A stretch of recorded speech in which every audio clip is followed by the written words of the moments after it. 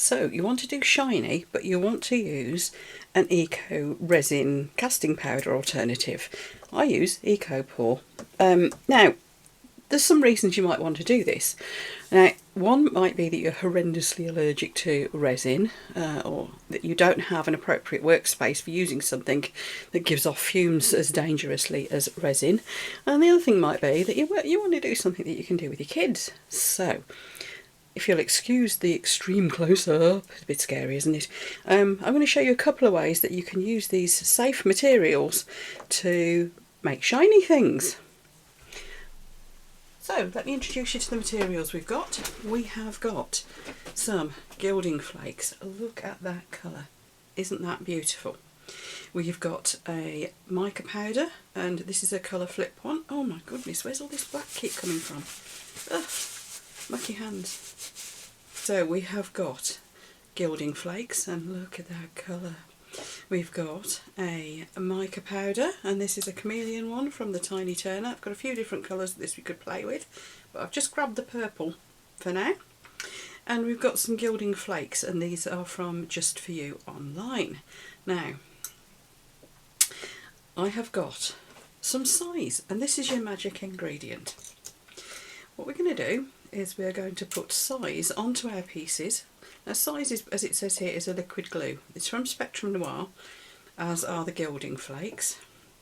So we're going to put the size just where we want it on these pieces. So let's do the heart first. I fancy making that completely shiny. So let's look at the size. It starts out clear. Oops.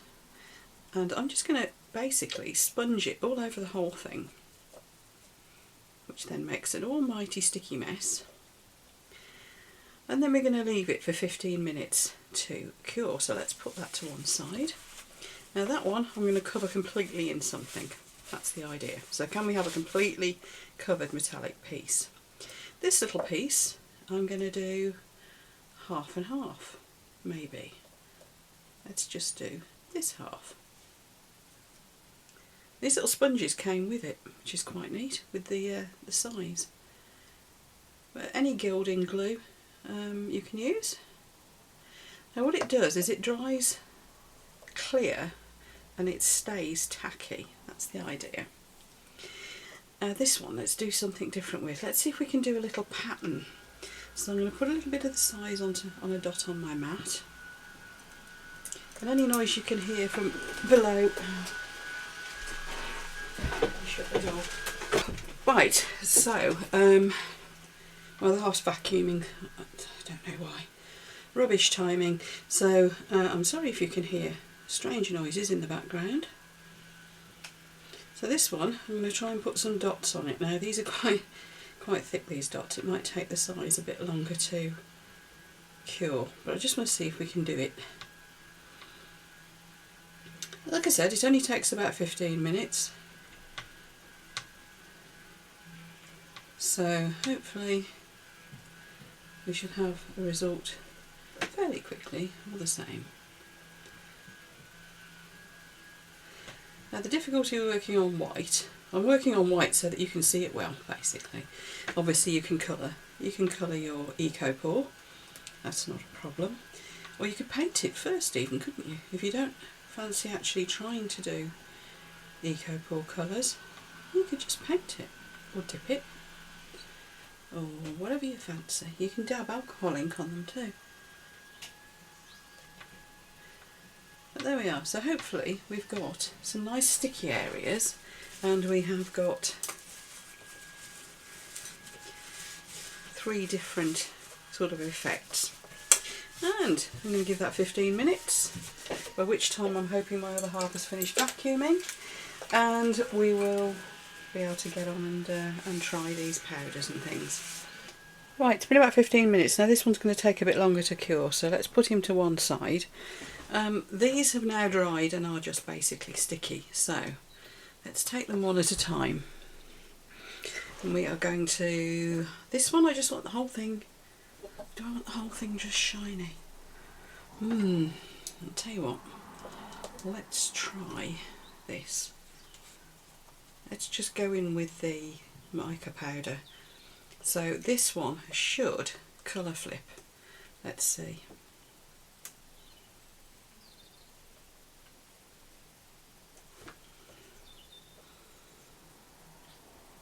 But as you can see, it's sticking, and that was the objective. Now it should stick permanently. You shouldn't have to coat over the top. I might, because I think it'll make the colour pop apart from anything else. And you can do that, of course, with your UV resin. But let's see how strong a flip we can still get just by sticking it down. Now size is the glue that they use for when they do gold leafing on beautiful old architecture and things like that. So it does stick it down in a permanent fashion. So like I said, just to keep it on, you won't need to top coat or anything. But as I said, I might, just to get the colour flip of this beautiful powder to really pop. So for those of you who were unhappy that when you tried any of the eco kind of resin, the safe resin alternative powders, that you couldn't do that thing where you paint the powders onto your mould and then the mould, whatever you put in the mould comes out covered in the powder. Here's a way of doing it instead. Now I haven't been very thorough with the glue, obviously I haven't got right around the edges by the look of it, but never mind. What I'm going to do now is UV coat it. So excuse me while I clear up first. Let's get our UV. First of all, we've got a lamp. Yes, I've got a lamp plugged in. So here we go. And I'm going to be using the Apex UV resin. Although yeah, we'll go with the Apex one. I've got a couple of different UV resins on the go at the moment.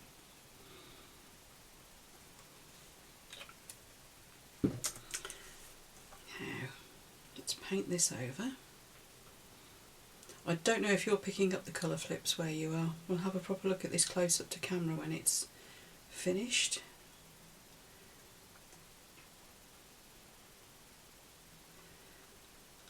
So I'm just painting the UV resin over it with a regular brush, which I will clean with my Wonder Wipes, because that actually works, believe it or not. Just letting that settle and even itself out, and let's get the UV lamp over it and then we'll have a look at that.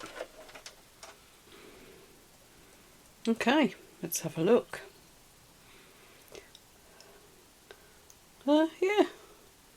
So I've lost some of the colour flip. Maybe you'd want to put a couple of coats on. I've only done that roughly, but it has proven that you can go shiny and you can use mica powders on your pieces. So there's that one.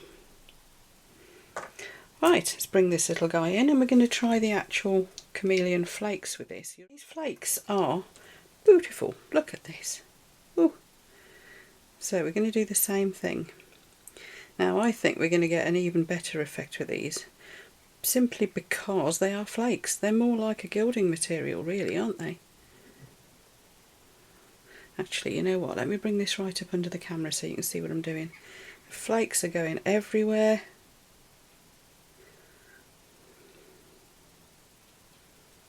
Now I am not going to UV over the top of this because it isn't going to need it.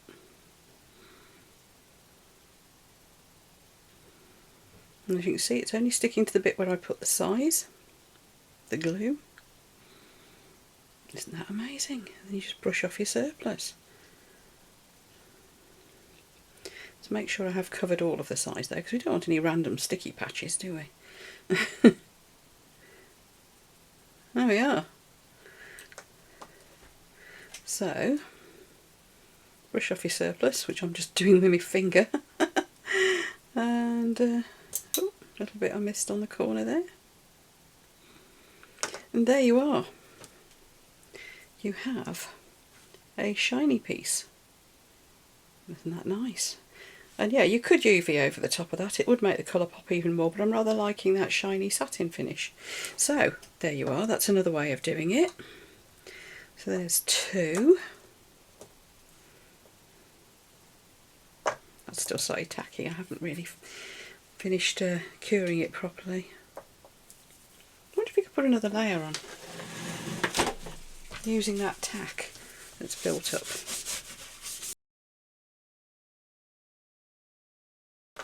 Right, let's do that again then. Let's coat it again. Oh, okay, I've got my colour flip back. I really have. Oh, I can't show you until it's cured, obviously. But I'll bring the camera down to the angle I'm looking at it at and show you. Because this is nice. This is very nice. It's also testimony to these amazing pigment powders. This one is from the Tiny Turner, as I said, and it is called Arcane. These, be warned if you go to look for these, they are not cheap. There's a reason for it. You only need the tiniest little amount, as you've seen. They go a long way, and my god, they're good. This is one of those get what you pay for things. I bought the complete set of the ethereal pigments and the chameleon pigments, and I'm very glad I did.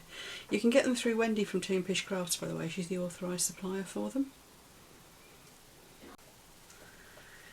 Right, let's see if I can show you this colour flip properly. Not really. Camera's really not picking it up, but that is a lovely shiny piece. Let me just bring you down to see if I can... there we go. Oh yeah, there you go. Completely different colour from this angle. And there's your purple.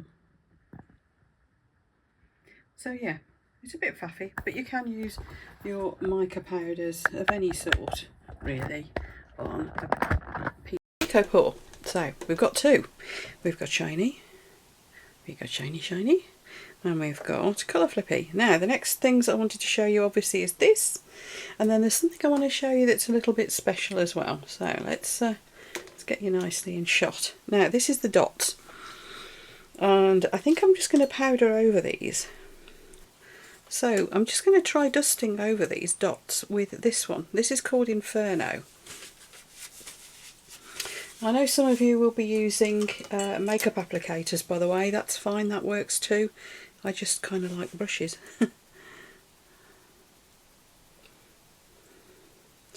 You see what's going on here?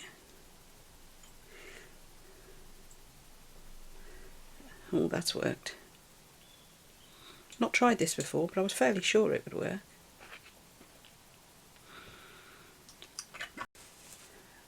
Okay, so we're just going to get a soft fluffy brush and brush off our surplus, and we should have a nice spotty thing. There we go. Now I wasn't working onto a particularly perfect surface there, because these are just little pieces I made with leftovers that we're working on. So there's a couple of little marks on it, but as you can see, the spottiness has come up lovely. And the same with this one, we can brush off any surplus with a soft brush too. Right, now, are any of you thinking, that's very nice, I wonder if you can stencil with that stuff? Well, shall we have a go? Let's get these out of the way. So here's another little jewellery piece I've got. We have got our little sponges, and I've got this little tiny stencil, and I'm going to, it's a sunflower as you can see, but I'm going to try and get like a grid pattern, slightly, you know, offset, not too perfect on this one. So I'm just going to put a little bit of the glue onto my sponge. Going to hold the stencil in place. I'm not going to stick it down. I'm just going to decide where I want it and how uniform I want it. And I don't think I want it too uniform at all, really. Let's put it at a weird angle, in fact. How's about like that? So what we're going to do is kind of hold the stencil in place as best we can. Obviously if you've got self-adhesive stencils, that would be really handy. But we're just going to do that, and we're just, oops, try to hold it in place. And we're just going to dab over. Now I think that moved a bit while I was doing that, but we'll give it a go. In fact, I'm going to wipe that off and we'll try again. So See, that's the thing, if you go wrong, just wipe it off. That's where you need Wonder Wipes. They are great. Right, let's go a bit more in the middle of the stencil. I can hold it in place better. There we are.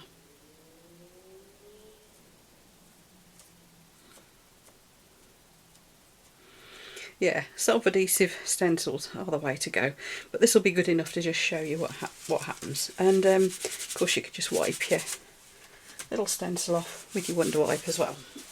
Now, I'm going to give that a couple of minutes, well 15 again, and we'll come back and see if it works. Right, let's have a go then.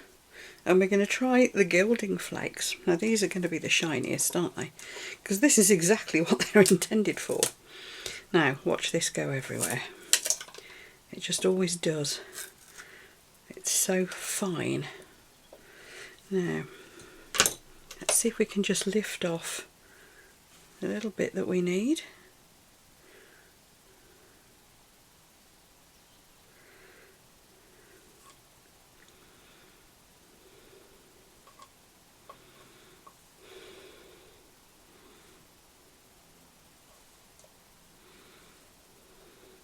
So I'm curious to see, is these big flakes, is their stencil going to work? If not, we'll do another piece with the powders. Oh, this is looking promising. This really is. Oh, that's pleasing. See, I know the stencil will work with the powders. I just know it does. I just wasn't sure if it would work with the flakes, because with the gilding flakes, because of course they're so much bigger. Now, obviously I moved the stencil.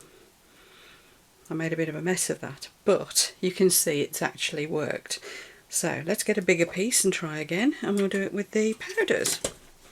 Because I'm only going to mess with these gilding flakes. Are you getting the message though that you can do shiny stuff with Eco Pour? Probably all the other different brands of these eco casting powders too. Oh look, I've made a glittery mess. Yeah, probably with all the other brands of eco casting powders too, but obviously I only use Eco Pour nowadays, so you know, you'll have to try, if you're not using actual Eco Pour, you'll have to try the ones that you use, but I suspect you'll probably get on fine. Can't get this all off, I'm going to have to give it a proper scrub in a bit. Right, let's find another piece and we will try stenciling with the powders. That's sort of flat. I'm running out of little pieces here. Right, make sure I'm in shot. Yes, there we are. Oh, let's have some of these little leaves, shall we? Let's do that.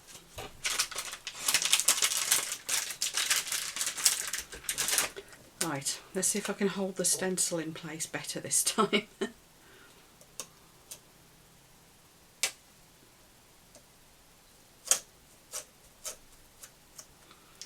That'll be a no.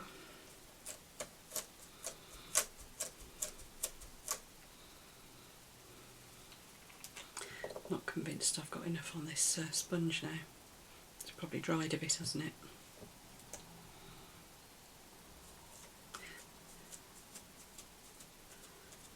Right, let's hope I didn't move that too much. So we're just going to let that dry and have another go. Oh, I'm going to have to order some more of these powders soon.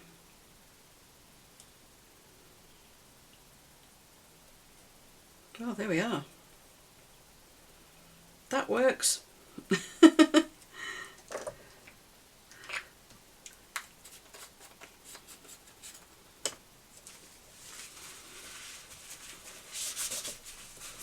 Now, like I said, we could UV over them. Shall we with this one? As we have with some, we haven't with others. Let's UV over it.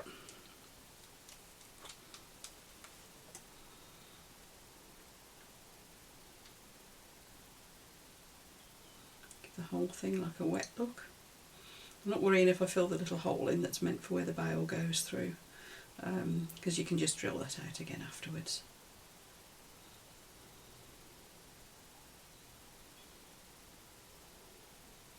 This is another, you wouldn't have to UV over the top of it. That powder will stay stuck. But I just want to see if we can do a colour pop.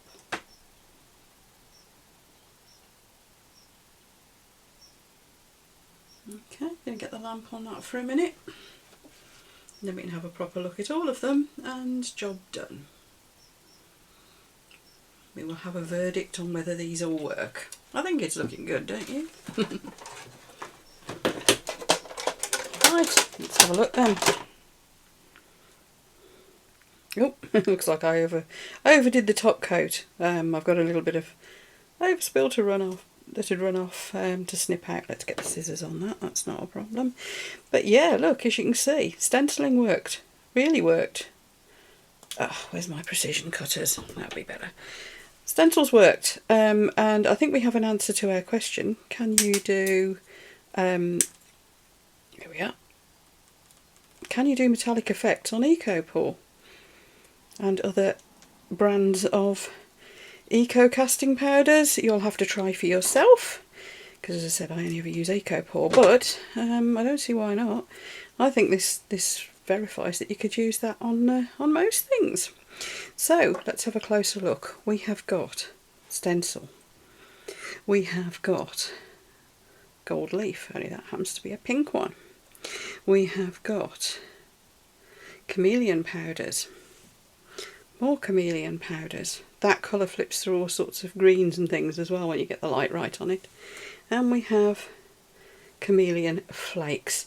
So, answer to the question, can you get metallic finishes on eco-friendly casting powders like EcoPore? The answer is yes, you can. Right, I'll find you the links for all this stuff and put them in the description below. So if anybody wants anything, don't forget some of these materials I have got discount codes for, others not. But whatever I have, I'll put the discount code down below. Certainly have for the EcoPore and for the UV resin. Don't think I have for anything else that's been used here, but that's the main things, and I will put your links for the other stuff anyway, because they're all lovely products that I'd happily recommend to anyone. Right, if you found this video useful, you know what to do. If you'd give me a thumbs up, that would be great. Now, YouTube in a moment will recommend what it thinks you should watch next, and it will tell you around the screen here, so enjoy, watch on.